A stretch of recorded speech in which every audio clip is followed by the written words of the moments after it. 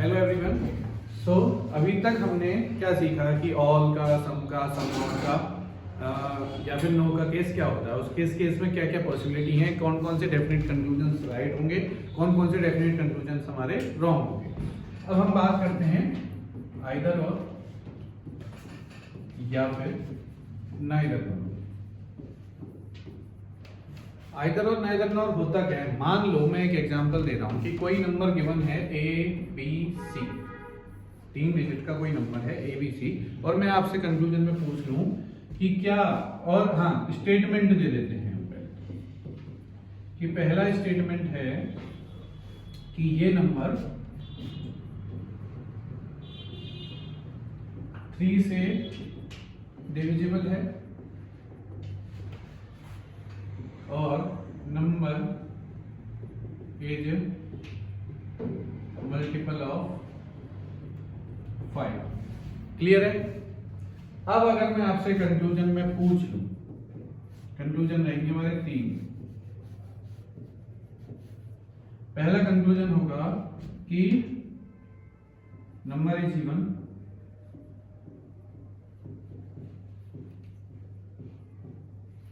Number is odd,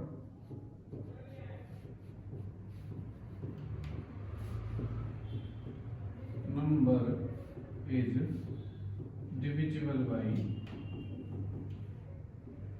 50। Clear है?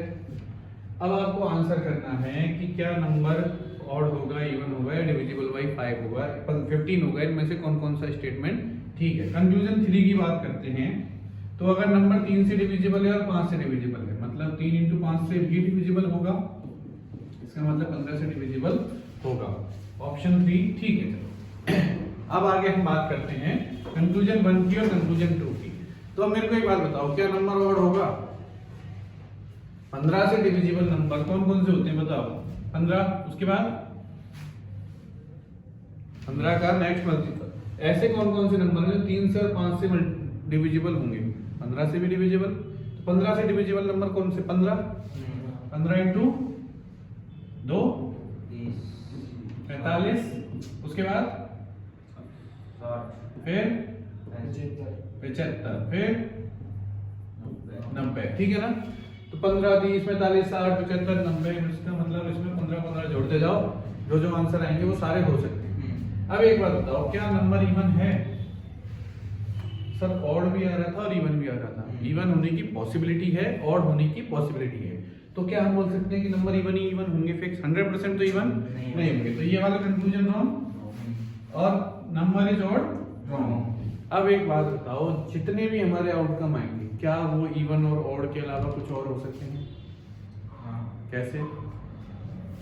जो जो नंबर आएंगे हमारे पास वो ऑड इवन के अलावा कुछ और हो सकते हैं क्या? नहीं भाई, ये जितने भी नंबर आए, ठीक है, इसमें से ये तो इवन, क्लियर, और ये ऑड। तो या तो नंबर ऑड होगा या फिर इवन होगा सर, ठीक है ना? तो सर या तो इवन होगा या ऑड होगा, दोनों बातें गलत कर तो दी, 100% तो गलत हैं, बट ऐसा तो नहीं है ना कि साथ दोनों ही हो जाएंगे। एक साथ तो दोनों गलत नहीं हो सकती, नंबर या तो इवन होगा या ऑड होगा। तो हम ऐसे बोलेंगे सर ये आइदर और होता है, आइदर 1 और 2, आइदर इवन और ऑड। क्लियर है? तो जब कोई भी स्टेटमेंट आपस में कॉन्ट्राडिक्ट कर रहे हों, या तो पहली बात सही या दूसरी बात सही वाला सिग्नल है, दोनों चीजें एक साथ सही नहीं हो, तो उस केस में हम क्या करते हैं? आइदर और लगाते हैं। दोनों बातें गलत हैं तो नाइदर और लगाएंगे। क्लियर है ये बात? यस। चलो अब हम करते हैं सिलॉक्स के केस में बात। हमने पढ़ा सर एक तो आइदर और होता है, दूसरा क्या होता है? नाइदर। अब कुछ पेयर है, ठीक है ना? कंडीशन पहली कि दो स्टेटमेंट आपस में फॉल्स होने चाहिए। क्लियर? कि जो भी हमको स्टेटमेंट दिया उसके बाद कंक्लूजन पूछा, तो दोनों स्टेटमेंट फॉल्स होने चाहिए, ठीक है ना? लिख देता हूं, दोनों कंक्लूजन्स फॉल्स होने चाहिए। सही होने का मतलब ट्रू, गलत होने का मतलब फॉल्स। तो दोनों कंक्लूजन, पहली कंडीशन क्या है, फॉल्स हुई। दूसरी कंडीशन, एलिमेंट सेम होने चाहिए।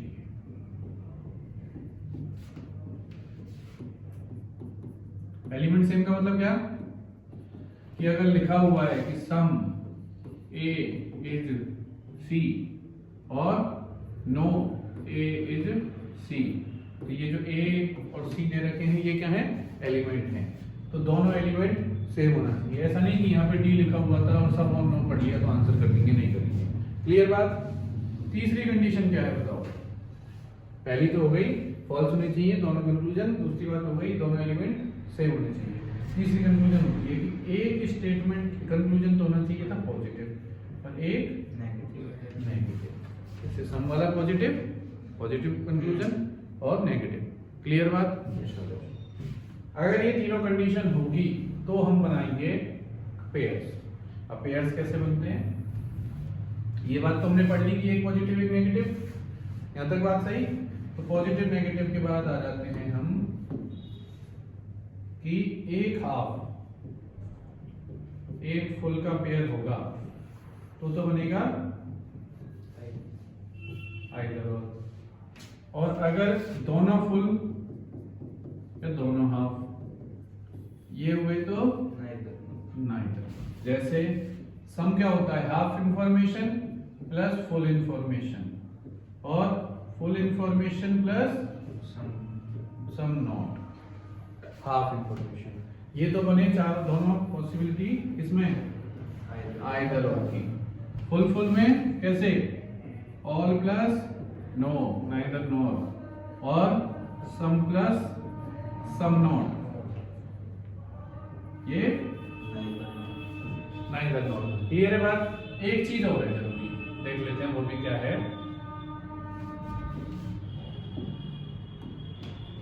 कि सर जो हमने ये सीखा, एक कंडीशन हो रहा है कि इसमें जो ए और सी हमने बोले थे ना,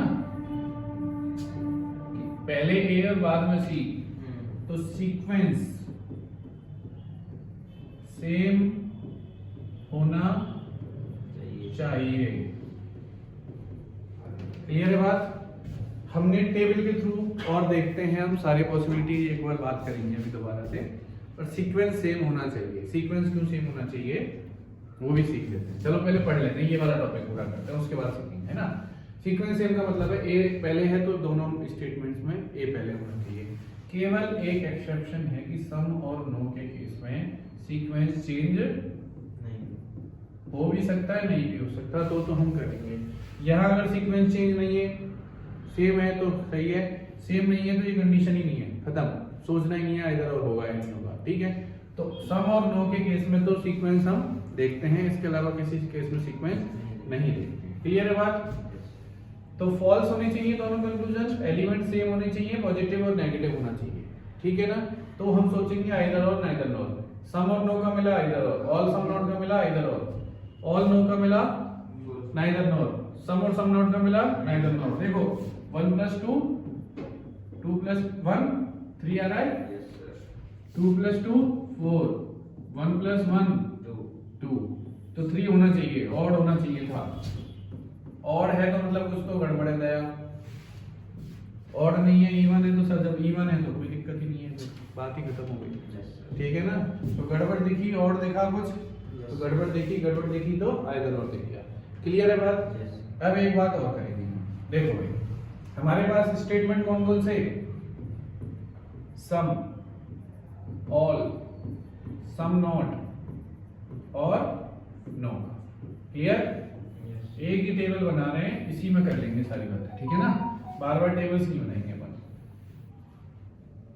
नोट कर लेना। सम, ऑल, सम नॉट और नो, यही होते हैं।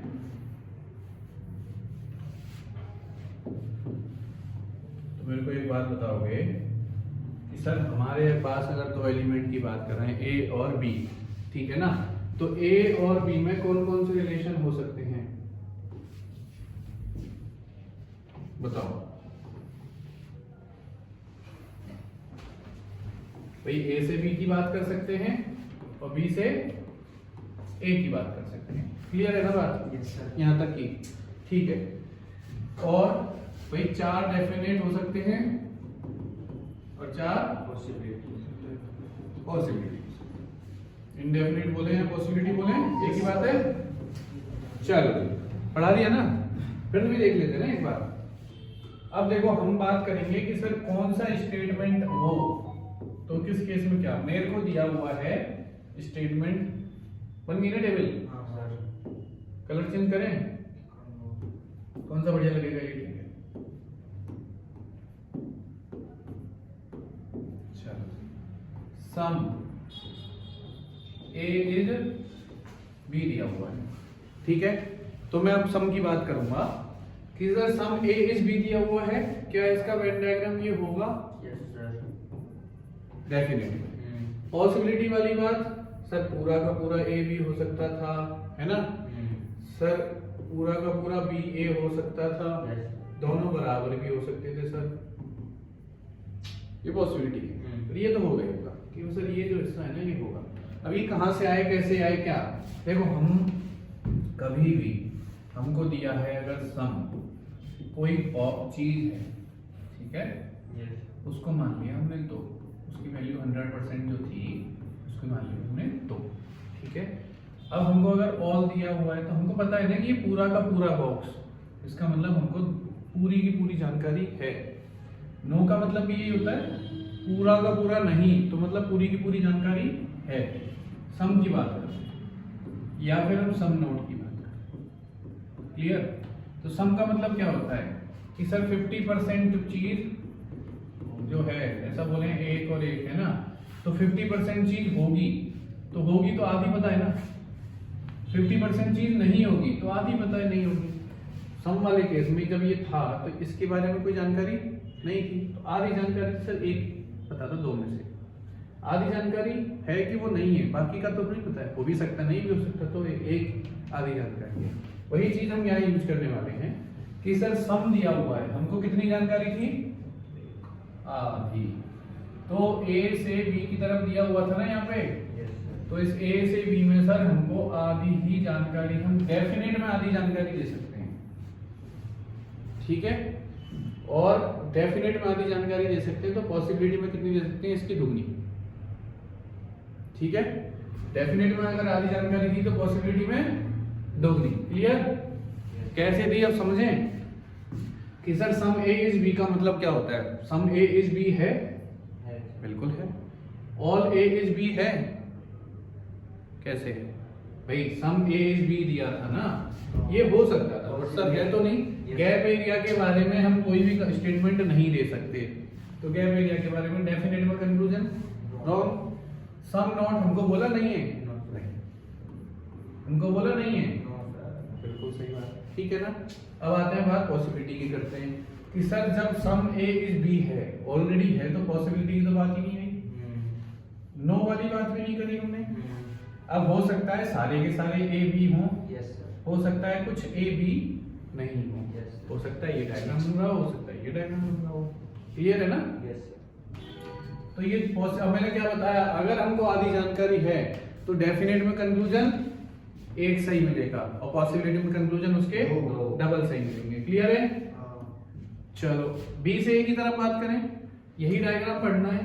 तो सम ए इज बी का मतलब ये भी हो गया कि सर कुछ बी ए होंगे, बिल्कुल होंगे, सारे के सारे बी ए होंगे, क्यों नहीं होंगे ना? डेफिनेट में नो वाली बात भी नहीं आई और नो वाली बात भी नहीं आई, सम नोट की बात भी नहीं आई, नो की बात भी नहीं आई। सेम चीज अगर पहले से फिक्स है तो पॉसिबिलिटी रॉन्ग, नो का तो केस ही नहीं है। हो सकता है सारे के सारे बी ए हो, ये वाला डायग्राम बन जाए, और हो सकता है यही बन जाए ये कि सर ए जो है सारे के सारे हैं बट बी नहीं है, या फिर ये वाला भी इसमें ये हिस्सा है पर ये तो नहीं था, पॉसिबिलिटी तो इसमें रहेगा। तो सम के केस में मिरर इमेज बनी या नहीं बनी? एक एक दो दो, ठीक है ना। साइड में लिख रहा हूं, हटाऊं यहां से, लिखता चलूं पहले, बाद में मेरे को मिटाऊंगा तो इसलिए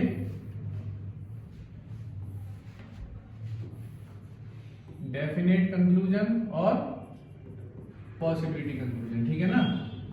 सम दिया हुआ था, ये एक आएगा, ये दो आएंगे, क्लियर। और मिरर इमेज सेम बन रही है, ठीक है ना। फिर किसका है, ऑल का पढ़ेंगे, फिर सम नोट का पढ़ेंगे और नो का पढ़ेंगे, ठीक है। चलो ये डालू। अब पहले नो का देख लेते हैं। नो और सम का मैंने बोला ना तुमको कि नो और सम में रिवर्स इमेज हो जाती है, उसकी बात कर लेते हैं, ठीक है ना।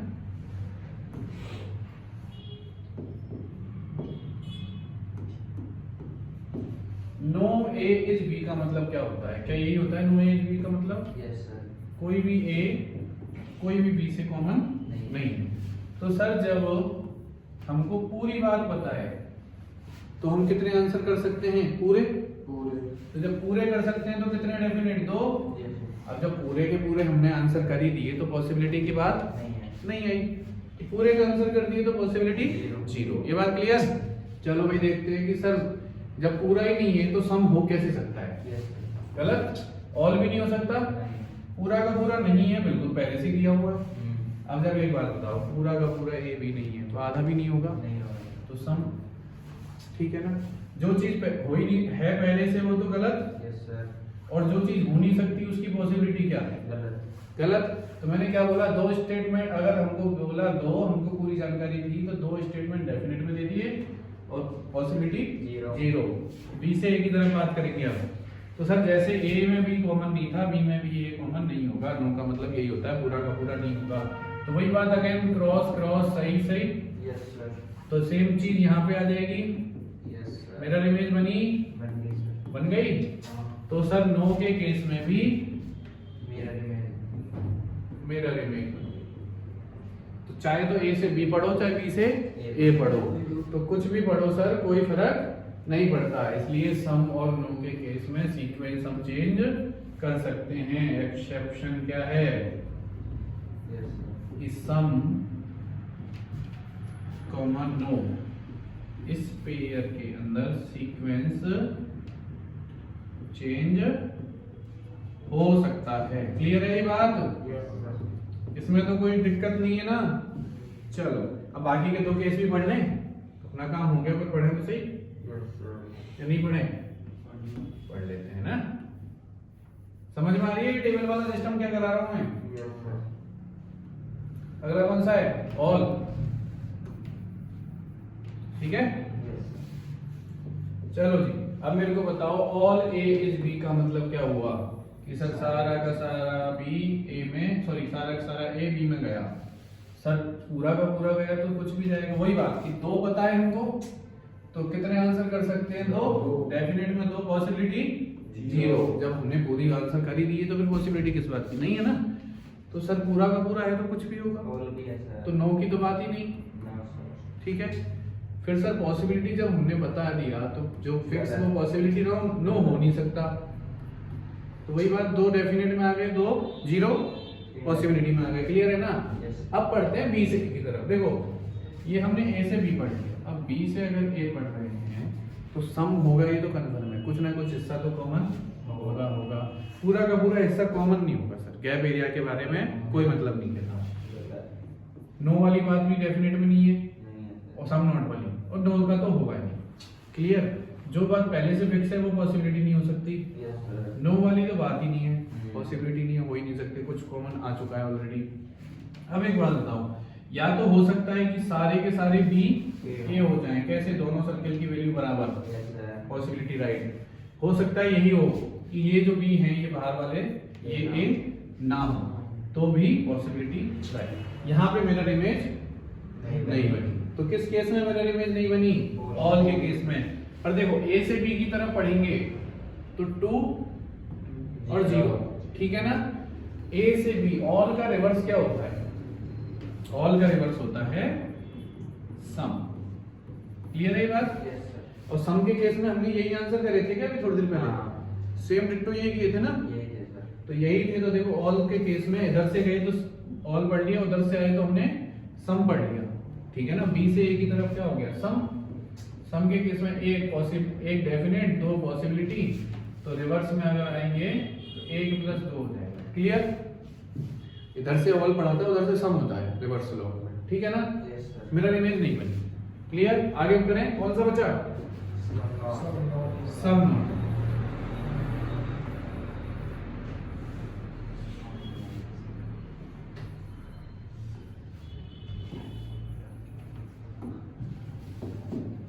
तो भाई some A is not B कितना पता है? एक। तो डेफिनेट में एक आंसर, ये बात क्लियर?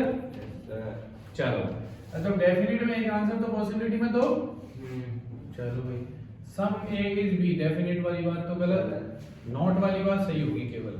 ये भी नहीं पता है, सारे नहीं है, ये भी नहीं पता है। क्लियर, एक आंसर आ गया। पॉसिबिलिटी कितनी होनी चाहिए? दो। जो पहले से फिक्स है वो तो पॉसिबल हो नहीं सकता। कुछ ना कुछ पार्ट नहीं है कॉमन, इसका मतलब ऑल भी नहीं होंगे, ठीक है। सम हो सकते हैं। अगर मैं ये बना दूं तो ये वाला हिस्सा नहीं है बी में कॉमन, पर ये तो हो सकता है।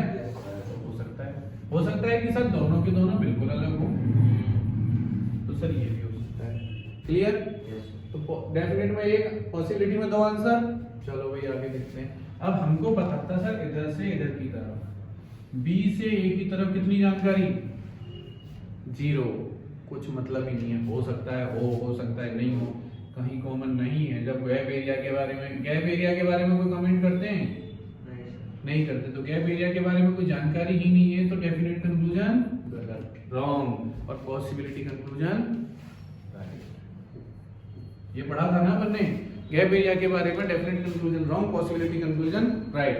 तो गैप एरिया के definite conclusion wrong, possible right. Mirror image बनी? नहीं बनी। तो इधर से जाएंगे तो 1 + 2, उधर से आएंगे तो कितना? 0 + 4। क्लियर, बात आई समझ में? ये टेबल क्लियर है, यहाँ पढ़े, ये बात क्लियर है। तो हमने इधर और पढ़ लिया। कितने, किस केस में? देखो एक स्टेटमेंट दे दिया ना अगर, तो कितने पॉसिबल हैं? 1 2 3 4 5 6 7 8 9 10 11 12 13 14 15 16। तो इसका मतलब एक स्टेटमेंट के 16 कंक्लूजन्स हो सकते हैं। ये बात समझ में आई? 4 8 तो डेफिनेट, और 8 पॉसिबल। ए से बी में 4 और बी से ए में 4, सेम है ना। ये बात क्लियर है? चलो अब अगली क्लास में हम करेंगे प्रैक्टिस क्वेश्चन। सब सारे केस समझ में आए? सीक्वेंस वाली बात समझ में आई? चलिए तो अगली क्लास में हम करते हैं प्रैक्टिस क्वेश्चन। धन्यवाद।